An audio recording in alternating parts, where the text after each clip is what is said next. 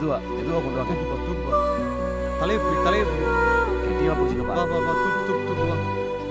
வாங்க வாங்க. வா வா வா. தம்பி பிடிப்பா. கால்.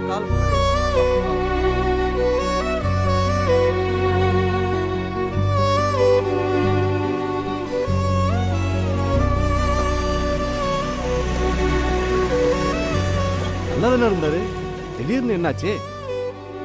என்னாச்சுன்னு தெரியலையா? நேத்துல இருந்து பேச்சு மூச்சு இல்ல. அதான் பெரிய ஆஸ்பத்திரி கொண்டு போயிட்டு இருக்காங்க. அப்படியா? ஆவையா, யாருக்கு எந்த தொந்தரவும் பண்ணாத மனுஷன். மரஞ்செடிகள் தான் பேசிட்டு இருப்பாரு.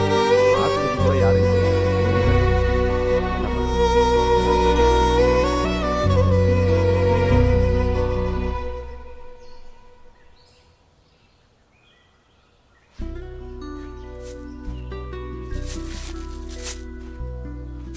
இலைய அடிக்காத, அதுக்கு வலிக்கும்.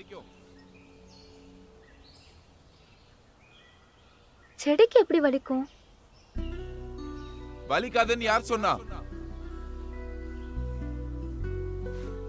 வெண்மீனுக்கு துண்டில் போடும் கிளைகள், சிரிப்பை ஊற்றி வைத்த இலைகள், உயிரொழுகும் மலர்கள், மனிதன் தரா ஞானம் மரம் தரும் எனக்கு.